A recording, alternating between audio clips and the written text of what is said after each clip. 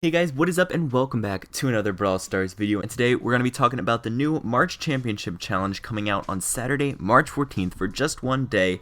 It'll let you qualify for a series of events that eventually will let you qualify for the World Championships. I'm sure most of you are already familiar with this since we've already had two, but I'm going to let you guys know the best brawlers and the best team compositions for each of the maps. I'm going to talk about the nuances of the maps and how you can take advantage of everything to play to your fullest potential. So let's just jump right into it. Supercell has already pretty much confirmed the maps that are going to be in the March Championship Challenge with this Twitter post that they made about a month ago. So we're going to be in the third row, which means the first map is going to be double swoosh for gem grab. So I'm going to tell you guys the top 9 brawlers, and I didn't give their win rate because it honestly doesn't really matter too much. If they're in the top 9, they're going to be good, and any slight variance in their win rate doesn't really matter too much. But Rosa is definitely very good in here with all the grass. She can sort of pop out and surprise people whenever necessary, and she just deals a lot of damage, is good for pushing people back, taking those one-on-ones, and taking over control of the center.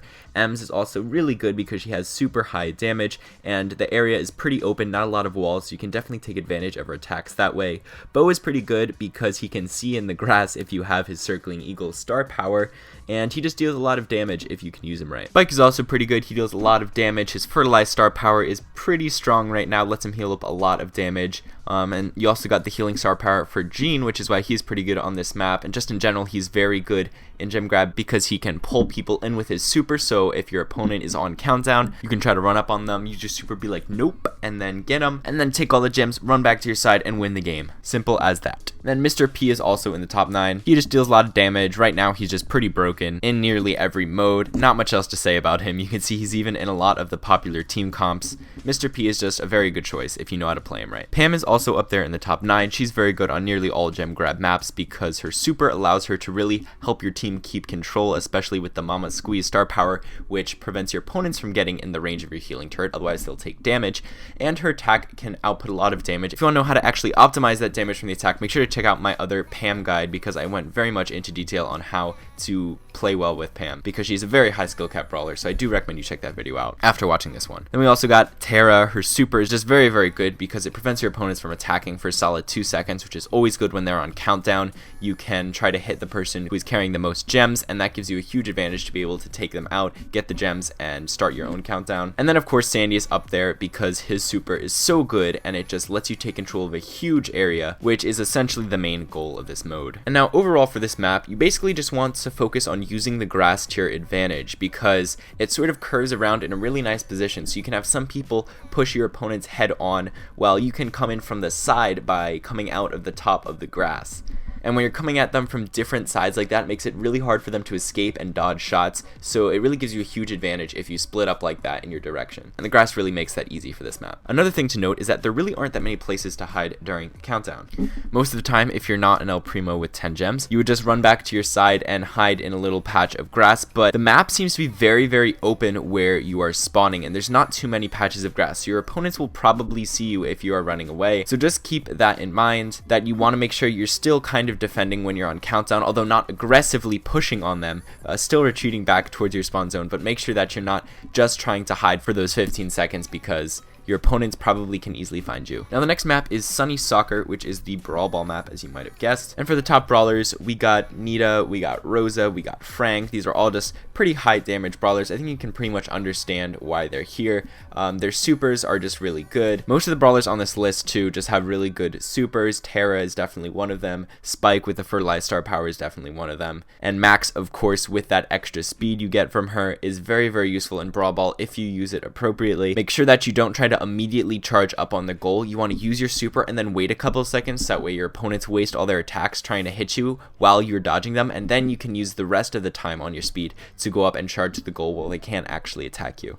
Sandy once again lets you control a huge area of effect, which is very, very good in basically every mode. And I guess I'll also mention El Primo, who has a 54% win rate on this map, which is pretty good. Didn't quite make the top 9, but he has an 8% use rate, which is actually very, very high as far as use rates go. So he's definitely someone you can also consider for this this map. It's just maybe because he has a very high use rate that ultimately he results in more losses, because if you have an El Primo versus an El Primo, one of them is going to have to lose. So when there's a high use rate like that and you have an El Primo on both sides of the team, it just decreases their win rate. But he still has that 54% rate even with that high use rate, so I definitely think El Primo is also pretty good on this map. And just some general tips for this map: you're not going to want to run really any wall breakers necessarily in your comp like Brock or Frank. Well, you can still run Frank, he's good, but you don't necessarily need him for that wall breaking potential, because there's not like a wall directly in front of the goal like there are on a lot of other Brawl Ball maps, which means that your goal is definitely more open to being scored on by like super shots, for example. They can get in from pretty far away since there isn't much blocking them. So that just means that you really want to focus on playing defense, never let the ball get behind you. You always want to make sure that you can see it at all times and that is in front of you, so that way you can always block it if necessary. Don't be that one Mortis who just dashes in front of everyone going for the kills when the ball is basically right on top of the goal. Just don't run Mortis in general in Brawl Ball. But let's move on to the next map. So we have Snake Prairie in Bouncy, which is a very interesting map, as I'm sure you all know. You either hate it or you love it, but either way, you have to run Bo. Bo's Circling Eagle star power is basically required for this map if you want to win. That lets you get that extra range in the bushes. He has an insane 25% use rate on this map, which is the highest out of any brawler on any map in the entire game. So like, it's huge. If you're facing up against a Bo and you don't have a Bo yourself, that increased sight just gives them so much advantage, because they can start attacking you before you start attacking them. And with super high DPS brawlers like Shelly on this map, you're not gonna last if they start attacking you before you can. So I 100% recommend running Bo on this map. Always run Bo. If you're going in with randoms, make sure you go in as Bo to make sure that you have one on your team. Bo is just completely necessary on this map, so make sure you run him. Piper is also a very notable player on this map because she actually has an 11% use rate, which is also insanely high. Obviously not compared to Bo, but outside of that, that's still an insanely high use rate. And she still made it into the top 9 with that high use rate. So Piper is very good, obviously, with the ambush star power that increases her damage when she's in bushes, which is basically the entire match. So Bo and Piper are a very good combination to use on this map, and then you just want a lot of extra damage to be paired with those two. It's pretty good to run like a melee brawler, even though none of them really made the top 9. I would definitely recommend running Shelly. She does have only a 49% win rate, but she does have a 19% use rate, which once again is insane. This map just has insane use rates. It's very skewed towards certain brawlers, so even though brawlers like Jean and Brock may have made it into the top 9, I wouldn't recommend using them as much, simply because they have such a low use rate for this map. So mainly I would focus on Piper, Bo, and Shelly. They're just a really good combination. They have insanely high use rates and still good win rates even with those high use rates. So that means that they're just very good on this map. And now let's move on to Hot Potato, which is the heist map. This is a fairly basic heist map. The safe is very open and there aren't really any walls blocking it.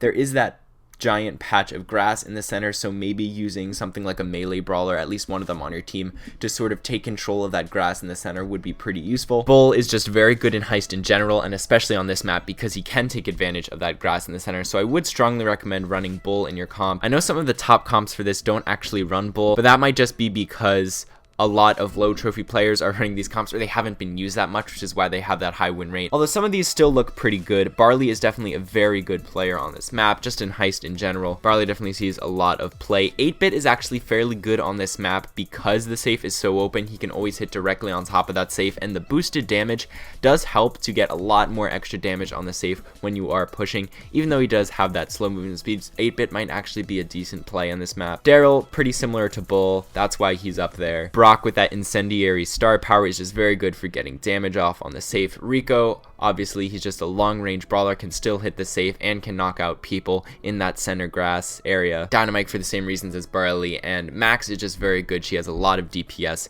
and that extra speed sometimes comes into play when you're trying to make a quick push on the safe. And then finally we're going to Junk Park, which is the siege map, and you've got your classic siege brawlers up in the top 9 here, like Sandy and Rosa and BB are all very common in siege. The main point of siege is to really have that area control and take control of that center point. Sandy's super obviously is insanely good for taking control of areas.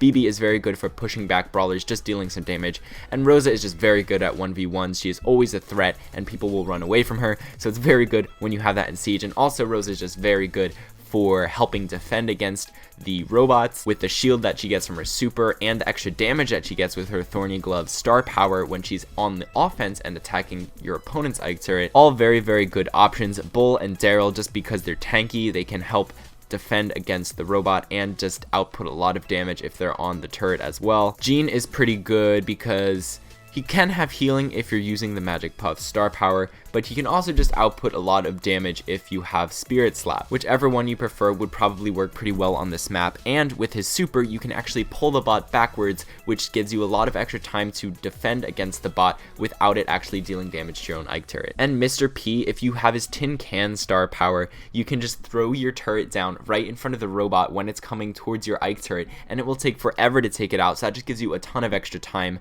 to be able to attack and get rid of that robot. And for some general tips for this map, in the center you can sort of see that there's only like a thin passage to get from one side to the other, so throwers are also going to be pretty good on this map. Like, for example, Tick actually has a 55% win rate. Even though he didn't quite make the top 9, he has a 6.5% use rate, which is fairly high to still get a 55% win rate. So I definitely recommend running a Tick in your composition. I think he's very good at taking control of that thin passage in the center, preventing your opponents from moving from one side to the other and getting any bolts that might be on the opposite side. And similarly, Dynamite actually has a 53.5% win rate with a 9.5% use rate, which is still a very good combination. And then Penny is also pretty good for this map, even though she didn't quite make top 9, because she has a 16% use rate, which is actually pretty insane for just a generic siege map like this, but she only has a 52% win rate.